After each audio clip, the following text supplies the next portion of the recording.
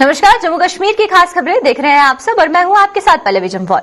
तो चलिए शुरुआत करते हैं आज के बुलेटिन की और सबसे पहले हम बात करेंगे गुपकार गठबंधन की। गुपकार गठबंधन की बात की जाए तो गुपकार अलायंस की आज मीटिंग जम्मू में देखने को मिली, जहां पर बैठक का दौर जो है अब शुरू होता हुआ नजर आ रहा है। गुपकार गठबंधन के अध्यक्ष डॉक्टर फारूक अब्दुल्ला के आवास पर बैठक जारी है, जिसको लेकर प्रदेश के हालात पर चर्चा कर रहे हैं। गठबंधन के जितने भी दल हैं वो सब प्रदेश के हालात को लेकर चर्चा कर रहे हैं। पीपल्स कॉन्फ्रेंस की बात करें तो पीपल कॉन्फ्रेंस पहले से ही गठबंधन से किनारा कर चुकी है और यहां पर अगर डिलिमिटेशन की बात करते हैं तो जब ड्राफ्ट तैयार किया गया डिलिमिटेशन का, उसके बाद किसी भी पार्टी की कोई सहमति नजर नहीं आई और अब जाकर गुपकार गठबंधन की ये जो बैठक है इस पर किस तरीके से हालात पर चर्चा की जा रही है और क्या कुछ पॉलिसीज फ्रेम की जाएंगी, क्योंकि जब डिलिमिटेशन कमीशन का ड्राफ्ट तैयार किया गया है और कल हमें देखने को मिला जब ड्राफ्ट सामने आया तो डॉक्टर फारूक अब्दुल्ला भी उस मीटिंग में मौजूद थे, लेकिन ड्राफ्ट सामने आने के बाद जो सहमति है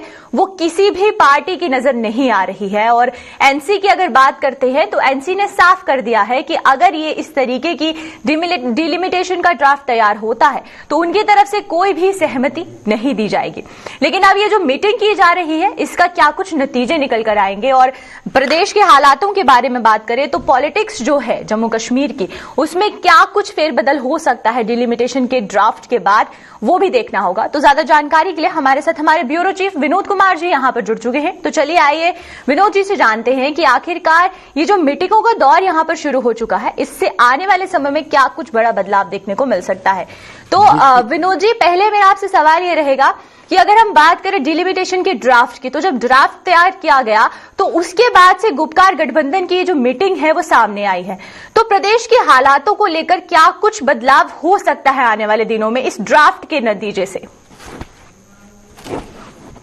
का वेलकम किया जा रहा है भारतीय जनता पार्टी की तरफ से, क्योंकि जम्मू प्रोविंस में 6 सीटें मिल रही हैं और कश्मीर में 1 मिल रही है और बाकी जितनी भी रीजनल पॉलिटिकल पार्टीज हैं उन्होंने इसका विरोध किया है। अगर हम बात करें पीपल्स कॉन्फ्रेंस की बात करें, अपनी पार्टी की पीपल्स डेमोक्रेटिक पार्टी की बात करें, पीडीएफ की बात करें, नेशनल कॉन्फ्रेंस की बात करें, जितनी भी जमातें हैं उन्होंने इसका विरोध किया है। और ये जो मीटिंग गुपकार अलायंस की थी ये पहले से ही शेड्यूल्ड थी कि 20 को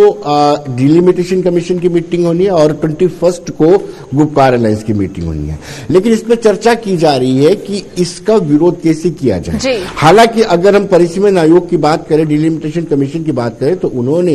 11 दिन का टाइम दिया है और 31 दिसंबर तक ये अपने ऑब्जेक्शन फाइल कर सकते हैं, रिटर्न में ऑब्जेक्शन दे सकते हैं। अब देखना यह है कि गुपकार अलायंस की फिलहाल मीटिंग जारी है। जब मीटिंग खत्म होती है, जब प्रेस ब्रीफिंग की जाती है तो उसमें कौन सा ये फैसला लेते हैं कि किस तरीके से इसका विरोध किया जाएगा, थोड़ा इंतजार जरूर करना पड़ेगा। बिल्कुल विनोद जी, ये भी जानना चाहेंगे जो ड्राफ्ट तैयार किया गया उसमें ये देखने को मिला कि जम्मू संभाग की जो सीटें हैं उसमें बढ़ोतरी की जा रही है, उसके बाद जो विरोध प्रदर्शन है वो शुरू हो गया और जो रीजनल पार्टीज हैं, चाहे वो एनसी हो चाहे वो पीडीपी हो, यानी कि गुपकार गठबंधन की बात करें तो इनके द्वारा विरोध करने की तैयारियां की जा रही हैं। तो जहां पर शुरू से ही ये कहा जा रहा था, जो जम्मू की पॉलिटिकल पार्टीज है उनका ये कहना था कि जम्मू को फायदा होना चाहिए, लेकिन अब जब ड्राफ्ट में जम्मू को फायदा मिलता हुआ नजर आ रहा है तो इस तरीके के विरोध प्रदर्शन आखिरकार क्यों किए जा रहे हैं? देखिए, भारतीय जनता पार्टी लंबे समय से ये कहती रही है कि जो डिलिमिटेशन कमीशन की पहले रिकमेंडेशंस आई हैं उसमें जम्मू खित्ते के साथ पक्षपात हुआ है। कश्मीर की सीटें ज्यादा रही हैं, 46 और 37 जो सीट थी वो जम्मू प्रोविंस की थी। अब 6 सीटें और जोड़ दी गई हैं जम्मू प्रोविंस में, जिसमें कठुआ है, सांबा है, रियासी है, उधमपुर है, किश्तवाड़ है। 6 सीटें इधर जोड़ी गई हैं और एक कुपवाड़ा, कश्मीर में 1 सीट जोड़ी गई है। जम्मू के लोग या बीजेपी की बात करें, ये कहते हैं कि पक्षपात पहले किया गया था, उस पक्षपात को दूर करने के लिए परिसीमन आयोग ने बड़ी सटीक ड्राफ्टिंग की है जिससे जम्मू प्रोविंस के साथ जो पक्षपात हुआ है उस पक्षपात को दूर किया जा सके। और दूसरे लोग ये कहते हैं, कश्मीर टनल के उस पार की जितनी भी सियासी जमात है वो कहते हैं कि 1 सीट देना, अगर 2011 की जनगणना की बात करें तो वहां पर आबादी जो है ज्यादा दिखाई है, लेकिन आबादी एक क्राइटेरिया नहीं होता, उसके बाद एरिया भी एक क्राइटेरिया होता है। लेकिन कश्मीर बेस्ड पॉलिटिकल पार्टी इसका विरोध कर रही है। तो बहुत बहुत शुक्रिया आपका विनोद जी, आपका इस पूरी जानकारी देने के लिए। क्योंकि अगर हम बात कर रहे हैं डिलिमिटेशन ड्राफ्ट की, तो डिलिमिटेशन ड्राफ्ट के तैयार होने के बाद जो है हमें ये देखने को मिल रहा है कि गुपकार गठबंधन की जो आज बैठक है वो हमें जम्मू में देखने को मिली, और किस तरीके से जो विरोध है वो किया जाए वो भी हमें देखने को मिला। और ज्यादा जानकारी के लिए हमारे साथ हमारे ब्यूरो चीफ यहाँ पर विनोद जी जुड़े थे, और जिन्होंने साफ साफ बताया कि किस तरीके से जो विरोध की तैयारियां हैं वो यहाँ पर गुपकार गठबंधन द्वारा देखने को मिल रही हैं।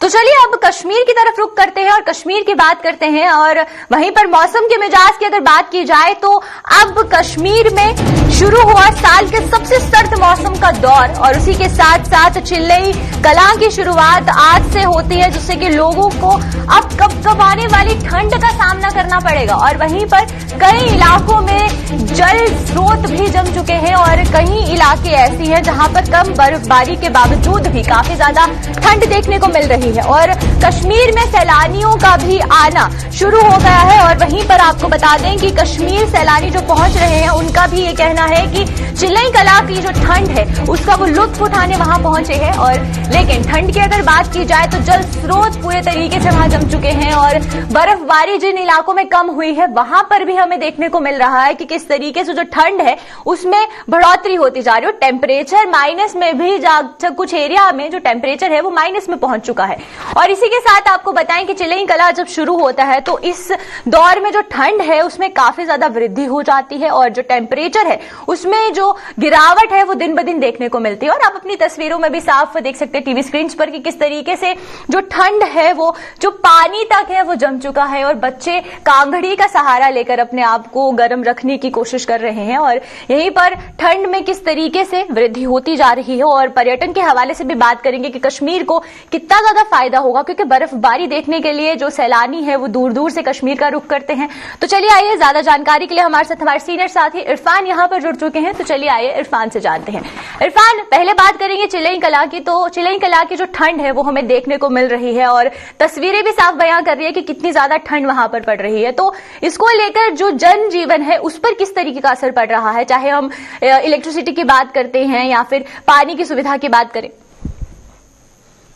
बहुत बहुत शुक्रिया पल्लवी जी। सबसे पहले मैं आपको बताना चाहूंगा कि चिल्लई कलां के साथ साथ ये 3 मरहले होते हैं कश्मीर में जो सख्त तरीन होते हैं सर्दियों को लेकर। सबसे पहले चिल्लई कलां, फिर चिल्लई खौर्द और चिलबच्चा। ये 3 चीजें हैं जो 70 दिनों तक कंटिन्यूअसली स्ट्रोक करती है, हैमर करती है कश्मीर में, जिसे सख्त तरीन हार्श विंटर कहा जाता है। फिलहाल 21 दिसंबर का दिन और आज चिल्लई कलां का आगाज, और चिल्लई कलां अब 40 दिन चलेगा, और 40 दिन के इस चिल्लई कलां में काफी चिल बढ़ेगा। और अभी हम देख रहे हैं कि वादी कश्मीर में सर्द तरीन रातें जो है वो रात भर देखने को मिल रही है, -6 टेम्परेचर, और साथ ही साथ गुलमर्ग, पहलगाम, सोनमर्ग में भी पारा काफी ज्यादा बढ़ जाता है और वहां पर सारा फ्रोजन एटमॉस्फेयर हो जाता है। मैं बात करूं तो इस वक्त स्पेशली दिन में हल्की हल्की धूप जो है वो दिखनी शुरू हो जाती है, मगर जितने भी वाटर बॉडीज है फ्रोजन एटमॉस्फेयर में तब्दील हो गई है, जिसमें पाइप्स है, टंकियां हैं या टैप्स हैं। खास तौर पर सुबह शाम जो है लोगों को काफी ज्यादा पानी की सुविधा नहीं मिल पाती है, पानी की किल्लत दिखाई देती है, जिसकी वजह से जनजीवन जो है वो काफी ज्यादा प्रभावित हो चुका है। दूसरी बात अगर मैं देखूं तो इस चिल्लई कलां के साथ साथ जो भी चीजें इस्तेमाल होती है, जैसे कोयला है, कांगड़ी है, या वो गरम गरम मलबूसात, मार्केट में जो अगर बात करें तो कोयले का दाम अचानक से बढ़ जाता है, जो इस वक्त भी हम देख रहे हैं, जिस पर सरकार की भी नजर है और गरीब जनता परेशान है, क्योंकि इस वक्त एक ही जरिया है खासतौर पर चिल्लई कलां को टैकल करने के लिए, वो कांगड़ी है, कोयला है और गरम गरम मलबूसात है। खासतौर पर अगर देखेंगे चिल्लई कलां के साथ साथ जो इम्पैक्ट रहता है स्पेशली ठंड का, अगर थोड़ी सी भी बर्फबारी होती है तो वो फ्रोजन में चला जाता है और बाद में चलने फिरने में भी दुश्वारियों का सामना करना पड़ता है। इसलिए लोग कहते हैं, समझते हैं कि इस चिल्लई कलां में अगर थोड़ी सी बारिश होगी या थोड़ा सा बर्फबारी होगी ठीक रहेगा। अगर ज्यादा होती है तो वो काफी लॉन्ग टाइम तक रन करती है, यानी उसका एक इम्पैक्ट जो है वो आने वाले टाइम में 4-5 महीनों तक रहता है। तो इसके साथ साथ अगर देखेंगे फिलहाल मौसमी महकमियात क्या बोल रहा है, मेट्रोलॉजिकल डिपार्टमेंट ने बताया है कि 23 तारीख से लेकर 25 तारीख तक WD यानी मगरिबी हवाओं का असर जो है वो कश्मीर में होगा, और खास तौर पर मैदानी और बाला इलाकों के साथ साथ हल्की बर्फबारी या बारिशें हो सकती है। फिर एक और जो डेट बताई गई है वो 27 से लेकर 29 तक बताई गई है, जिसमें यह बताया गया है कि एक और मगरिबी हवाओं का असर होगा। मगर इस वक्त जो खुश्की पड़ रही है, जो ड्राइनेस पड़ रही है, उसकी वजह से काफी ज्यादा मुश्किलात है, खासतौर पर अगर बीमारियों को लेकर मैं बात करूं, ड्राइनेस से कफ, फीवर, कोल्ड जो है बच्चों में, बुजुर्गों में, जवानों में दिखाई दे रहा है, जिसकी वजह से काफी ज्यादा परेशानियां हो चुकी है। अब रही बात चिलई कलान के साथ साथ ये जो वक्त है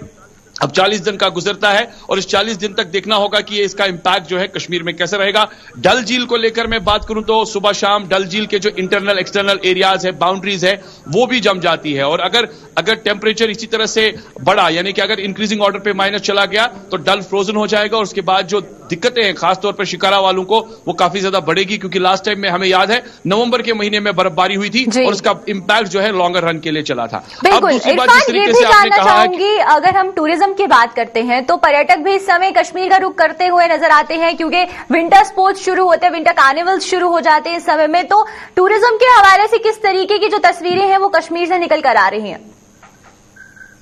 देखिए, एक बात है कि अगर बात करूं साथ ही साथ टूरिज्म को लेकर या विंटर टूरिज्म को लेकर, तो अभी 25 दिसंबर में क्रिसमस है और 31 को न्यू ईयर है। तो रिलीजियस टूरिज्म के साथ साथ अगर देखा जाए, ये टूरिज्म अभी फुटफॉल काफी ज्यादा बढ़ चुका है, क्योंकि इस बारी रिकॉर्ड तोड़ जो है टूरिज्म का जो मैप है और नंबर है वो काफी ज्यादा दिखाई दे रहा है। 6 लाख से ज्यादा जो टूरिस्ट है वो कश्मीर का रुख कर चुके हैं और मार्च अप्रैल तक बुकिंग होटल्स में लगातार जारी है। और टूरिज्म महकमे की तरफ से अभी कुछ नए फेस्टिवल्स होने जा रहे हैं, केक सेरेमनीज होनी जा रही है, केक कॉम्पिटिशंस होने जा रहे हैं, जो खासतौर पे 25 दिसंबर को क्रिसमस के मौके पर होगा, जिसमें एक लोकल टैलेंट को मौका मिलेगा। IHM डिपार्टमेंट में वो कॉम्पिटिशन होगा और उसके बाद उसकी एक डेमोन्स्ट्रेशन होगी। तो ये भी एक अच्छा तरीका है जिस तरीके से आप क्रिसमस जो है इसका इंपैक्ट जो है टूरिज्म के साथ जोड़ रहे हैं। दूसरी बात यह है कि न्यू ईयर पर जो है सोनमर्ग, गुलमर्ग या पहलगाम में जश्न होते हैं। टूरिज्म डिपार्टमेंट के एंड से ये भी इस वक्त तय कर दिया गया है कि वो मैक्सिमम टूरिस्ट को अट्रैक्ट करने के लिए थोड़ा सा फुटफॉल अगर बढ़ेगा, अगर बर्फबारी होती है तो जाहिर सी बात है इस बर्फबारी में जश्न होता है, टूरिज्म को काफी ज्यादा बढ़ावा भी मिलता है, क्योंकि अभी बर्फबारी नहीं हुई है। लास्ट टाइम जो बर्फबारी हुई थी उसका असर 1, 2, 3 इंच के करीब जो है गुलमर्ग, पहलगाम में है। मगर एक्सपेक्टेशन ये है कि अगर बर्फबारी होती है ज्यादा तो कह सकते हैं कि क्रिसमस पे भी एक अच्छी खासी चहल पहल, और इस बीच जो आने वाले टाइम में डिपार्टमेंट के एंड से जो बताया जा रहा है हमारे साथ जुड़ने के लिए और तमाम जानकारी देने के लिए। और ये थे हमारे साथ हमारे सीनियर साथी इरफान। और जिस तरीके से हम बता रहे हैं, आप तस्वीरें भी देख सकते हैं कि किस तरीके से जो मौसम है उसमें ठंड देखने को मिल रही है। और वहीं पर हम ये भी बात करें अगर चिलई कलां की, तो चिलई कलां शुरू होने के साथ ही जहां पर ठंड बढ़ती जाती है, वहीं पर सैलानियों का जो रुख है वो भी कश्मीर की तरफ तेजी से बढ़ता जाता है। तो चलिए, कश्मीर के बाद अब रुख करते हैं हम लोग राजौरी की तरफ। राजौरी की बात करें तो राजौरी से भी जो खबरें हैं वो निकलकर सामने आ रही है, जहां पर जिला राजौरी में सिलसिलेवार ढंग से बहाल कई बिजली की सप्लाई जो है वो बहाल की जा रही है। और वहीं पर जिले के कई इलाकों में अभी भी लेकिन जो बत्ती है वो गुल नजर आ रही है। और इसी के साथ बिजली की व्यवस्था को पटरी पर लाने के लिए कुछ और समय लग सकता है, क्योंकि जब बिजली की बहाली की जा रही है तो उसमें थोड़ा सा वक्त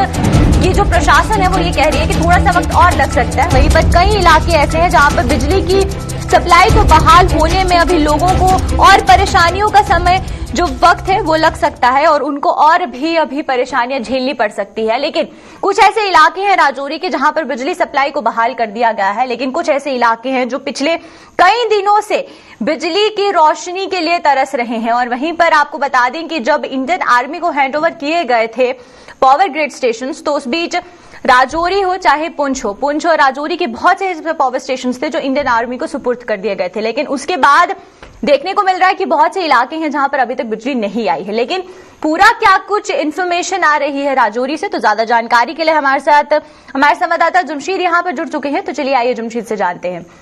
जमशीद, पहले बात करेंगे राजौरी के वो इलाके जहां पर बिजली नहीं आई है, वहां पर लोगों को किस तरीके से दिक्कतों का सामना करना पड़ रहा है और कितना और समय लग सकता है वापस बिजली की बहाली में? पल्लवी, बिल्कुल जिस तरह हम कहें कि 3 दिन से स्ट्राइक जो चल रही थी बिजली डिपार्टमेंट की, उसके बाद स्ट्राइक जरूर बाहर कॉल ऑफ कर दी गई है, मगर जिस तरह पिछले 3 दिन राजौरी पुंछ के लोगों के बीते वो बहुत बड़े मुश्किल के बीते हैं, क्योंकि हालांकि सेना की तरफ से कई इलाकों में कल रात के बाद ही बिजली बहाल करने का काम शुरू कर दिया गया था, मगर उसके बावजूद भी बहुत बड़ा इलाका है राजौरी पुंछ का, मगर उतनी मैन पावर सेना के MES के पास नहीं थी जितनी यहां चाहिए थी। मगर उसके बावजूद कई इलाकों में जरूर बिजली बहाल कर दी गई, मगर आज जब स्ट्राइक कॉल ऑफ हुई उससे लोगों ने जरूर राहत की सांस ली और कई इलाकों में अभी भी बिजली को बहाल करने का काम अब डिपार्टमेंट की तरफ से शुरू कर दिया गया है, क्योंकि जिस तरह बिजली बंद पड़ी थी उससे लोगों को काफी मुश्किलों का सामना करना पड़ता, क्योंकि सबसे बड़ी बात है कि बिजली के साथ पानी भी लोगों को बंद कर दिया गया था, क्योंकि बिजली के बगैर पानी आता नहीं था। और अब लोगों ने जरूर राहत की सांस ली जब कॉल ऑफ हुई है स्ट्राइक। जी पल्लवी। जी बिल्कुल जमशेद, ये भी जानना चाहूंगे कि पावर ग्रिड स्टेशन की बात करते हैं तो पावर ग्रिड स्टेशन को जब इंडियन आर्मी को सुपुर्द किया गया था तो उसके बाद कौन कौन से ऐसे इलाके थे जहां पर बिजली की बहाली कर दी गई थी, और वहीं पर अगर कॉल ऑफ की बात करें तो स्ट्राइक के कॉल ऑफ होने के बाद से अब राजौरी के कौन से ऐसे इलाके हैं जहां पर बिजली जल्द से जल्द की जो सप्लाई है उसको बहाल किया जाएगा? बिल्कुल, ग्रिड स्टेशन सबसे पहले सेना के हवाले कर दिए गए थे और सेना ने इनका चार्ज लेने के साथ ही सबसे पहले सिटी की भी लाइट जो बहाल करने का सिलसिला शुरू किया, मगर वो भी पूरी तरह बहाल नहीं हो पाई थी। मगर ये जरूर था कि 70 से 80% बिजली सिटी के अंदर बहाल कर दी गई थी। मगर दूर दराज के गांव के इलाके जो हैं वहां बिजली आज सुबह तक अभी तक बहाल नहीं हुई है। कई गांव ऐसे हैं जहां बिजली बहाल करने का सिलसिला शुरू कर दिया गया। अगर हम ये कहें कि दोनों डिस्ट्रिक्ट के 90% आबादी, 90% आबादी जो पिछले 3 दिन से बिजली के बिना थी, आज उनको बिजली की सप्लाई जरूर दोबारा बहाल कर दी जाएगी, क्योंकि जिस तरह मैं बता रहा हूं कि सेना के पास इतनी मैन पावर एमईएस डिपार्टमेंट के अंदर जिनका काम यही था, इतनी नहीं होती कि वो हर जगह पर बिजली बहाल कर पाए, मगर शहर के अंदर उन्होंने जरूर बिजली बहाल कर दी थी, जिससे शहर के लोगों ने जरूर राहत की सांस ली थी। मगर आज से गांव में भी बिजली बहाल होने का सिलसिला शुरू हो चुका है। पल्लवी जी, चलिए बहुत बहुत शुक्रिया आपका जमशेद तमाम जानकारी देने के लिए और हमारे साथ जुड़ने के लिए। वहीं पर हमने देखा कि किस तरीके से राजौरी में जो बिजली बहाली है उसके लिए अभी और वक्त लग सकता है। कई इलाके ऐसे हैं जहां पर बिजली को बहाल कर दिया गया है, लेकिन बहुत से ऐसे इलाके हैं राजौरी के जहां पर अभी तक बिजली नहीं पहुंच पाई है और स्ट्राइक को कॉल ऑफ करने के बाद से अब कितना और वक्त लगेगा बिजली के वापस लौटने में, यह भी देखना होगा। तो चलिए अब राजौरी के बाद रुक करते हैं सांबा की तरफ और सांबा से भी जो खबरें हैं वो निकल कर आ रही है कि जहां पर शहरी हलके ऐसे हैं जहां पर अभी तक सड़क नहीं पहुंच पाई है, और वहीं पर अगर हम बात करते हैं वार्ड नंबर 1 की तो वहां पर अभी तक रास्ता नहीं बन पाया है, जिससे कि लोगों को काफी दिक्कतें आ रही है। और सांबा पर हमें ये देखने को मिल रहा है कि सांबा से मात्र 4 किलोमीटर दूर कटली गांव के लोग अब सड़कों पर उतर आए हैं और प्रदर्शन किया जा रहा है। प्रशासन और जनप्रतिनिधियों से निराश लोग जो हैं वो प्रदर्शन करने को मजबूर हो गए हैं, क्योंकि जहां पर हम बात करते हैं गांव के हलकों की तो गांव के जितने भी इलाके हैं वहां सड़क नहीं होती, लेकिन यहां पर शहर के जो हालत है वो अपनी तस्वीरों में देख सकते हैं कि शहर के लोगों को भी सड़क नसीब नहीं हो रही है और लोगों का साफ कहना है कि जनप्रतिनिधियों द्वारा कोई भी कदम नहीं उठाया गया, प्रशासन द्वारा कोई कदम नहीं उठाया गया, जिसको लेकर आज वो प्रदर्शन करने को मजबूर हो गए हैं। ज्यादा जानकारी के लिए हमारे साथ हमारे संवाददाता ऋषि यहां पे जुड़ चुके हैं, तो चलिए आइए ऋषि से जानते हैं। ऋषि, पहले बात करेंगे इस इलाके की, तो कितने साल हो चुके हैं कि इस इलाके के जो लोग यहां रह रहे हैं इनको सड़क की जो एक मूलभूत सुविधा है वो अभी तक नहीं मिली है? देखिए बिल्कुल पल्लवी, आपको बता दें कि हम आधुनिक दौर में रह रहे हैं और आज के इस आधुनिक दौर में बात करें तो शहरों के साथ जो सटे इलाके हैं, चाहे हम पंचायतों की बात करें या फिर म्युनिसिपल लिमिट्स की बात करें, तो यहाँ पर आज भी लोग पिछले सदी में जो वो जीते हुए नजर आ रहे हैं। और अगर इस कटली गांव के रामनगर पंचायत की बात करें तो यहाँ बताया जाता है कि 1977 के बाद यहाँ लोगों को चलने के लिए रास्ता जो वो सही ढंग से मिल नहीं पाया है और आज की जनरेशन यहाँ पर काफी ज्यादा चिंतित नजर आ रही है। और यहाँ के लोगों ने अब मजबूरन प्रदर्शन किया पीडब्ल्यूडी विभाग के खिलाफ और कहा कि जो एक खाना पूर्ति की गई है यहाँ पर अर्थ वर्क करके उसका भी कोई फायदा होता नजर नहीं आ रहा, उल्टा वो घातक साबित हो रहा है। यहाँ से जो लोग हैं वो चलते कई बार इंजर्ड हो जाते हैं और यहाँ तक गाड़ी नहीं आ पाती। और इमरजेंसी सेवाओं को लेकर बात करूं तो जब यहाँ के लोगों को इमरजेंसी सेवाएं चाहिए तो यहाँ के लोग वो सर्विस अवेल नहीं कर पाते हैं और सर्विसेज वाले साफ तौर पर बोल देते हैं कि हम आपके इलाके में नहीं जाएंगे, हमारी गाड़ियां तक खराब हो जाएंगी। और 2 व्हीलर्स की बात करें तो 2 व्हीलर्स वाले भी कहा यहाँ कई बार जो वो इंजर्ड हो चुके हैं, लेकिन अभी तक किसी तरह का कोई संज्ञान नहीं लिया है। और यहाँ के लोग ये कहते हुए नजर आते हैं कि नेता हमारे पास हर बार वोट मांगने के लिए आते हैं, हमारे घर के दरवाजे खटखटाते हैं, लेकिन जब खटखटाना है दरवाजा तो तब वो नहीं खटखटाते। वो लोगों को पूछे कि आपके काम वाकई में हो रहे हैं क्योंकि आपने हमें वोट दिया, लेकिन वो यहाँ तक नहीं आते। लोगों को सिर्फ फेस्टिवल पर दिखते हैं, जो चुनावी फेस्टिवल सामने आता है, लेकिन कहीं ना कहीं लोग काफी परेशान है। लोगों का साफ तौर पर कहना है कि यहाँ पर जो डीसी सांबा है वो भी आकर देखे ग्राउंड पर कि क्या हालत है और पीडब्ल्यूडी विभाग की नालायकी यहां पर साफ तौर पर नजर आ रही है। लेकिन कहीं ना कहीं मैं भी अब जब यहां इस इलाके में पहुंचा तो मैंने खुद देखा 1-1.5 किलोमीटर का ये जो स्ट्रेच है यहां पर चलना काफी ज्यादा दुश्वार था। तो इसलिए आम लोगों ने इसलिए प्रदर्शन किया कि कम से कम उनकी आंखें खुले। यहाँ के पंच सरपंच को लोग पूछते हैं कि आपको हमने जिताकर भेजा, आपने क्या किया हमारे लिए, और वो कहते हैं कि पीडब्ल्यूडी विभाग सुन नहीं रहा, यहाँ प्रशासनिक अधिकारी सुन नहीं रहे, जिन्होंने ठेका लिया है इसका जो टेंडर जिनके पास है वो यहां तक आते नहीं है और अर्थवर्क कर छोड़ दिया बीचों बीच। आप देख सकते हैं कि क्या हालत है सड़क की। तो इसलिए लोग अब काफी ज्यादा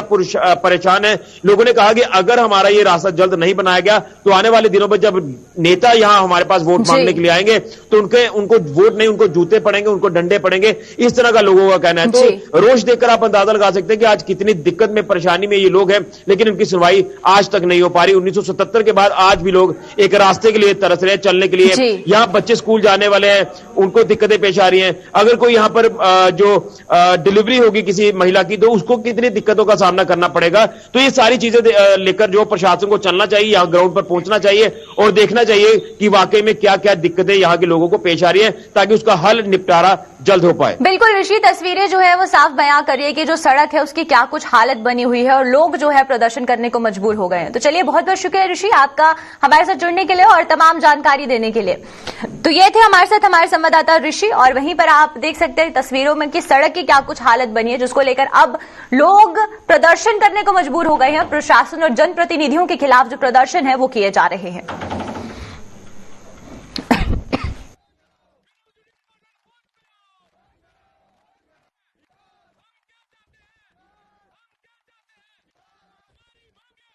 तो चलिए अब रामबन की तरफ रुख करते हैं और रामबन की बात करेंगे। तो रामबन से भी जो खबर है वो निकलकर सामने आ रही है, जहां पर सड़क सुविधा के लिए जो रामबन के दूर दराज के इलाके हैं वो लोग, वहां के लोग अभी भी तरस रहे हैं। और वहीं पर बुधनी से ठट्ठा भारतुंड तक जो पहुंचने वाला सड़क है उसकी जो हालत है उससे लोगों को काफी ज्यादा परेशानी हो रही है और जानलेवा पहाड़ों को पार करके लोगों को अपनी मंजिल तक पहुंचना पड़ रहा है। और यहाँ पर आप तस्वीरें देख सकते हैं कि किस तरीके से लोगों को पहाड़ चढ़ने पर मजबूर होना पड़ रहा है। और देखिए, जहां पर बार बार सड़क की बात की जाती है और अगर हम प्रधानमंत्री नरेंद्र मोदी की बात करते हैं तो उन्होंने ये कहा था कि हर एक गांव को सड़क से जोड़ा जाएगा, हर एक शहर को सड़क से जोड़ा जाएगा। इससे पहले हमने सांबा की बात की जहां पर सड़क नहीं थी, वहां पर अब रामबन से भी यही तस्वीरें सामने आ रही हैं कि छोटे छोटे बच्चों को भी पहाड़ चढ़ने को मजबूर होना पड़ रहा है। अपनी मंजिल तक जाने के लिए इन लोगों को रोज कई किलोमीटर का सफर तय करना पड़ता है, लेकिन प्रशासन द्वारा कोई कदम नहीं उठाया गया। डीडीसी इलेक्शंस करवाई गई थी यही कहकर कि दूर दराज के इलाकों की जो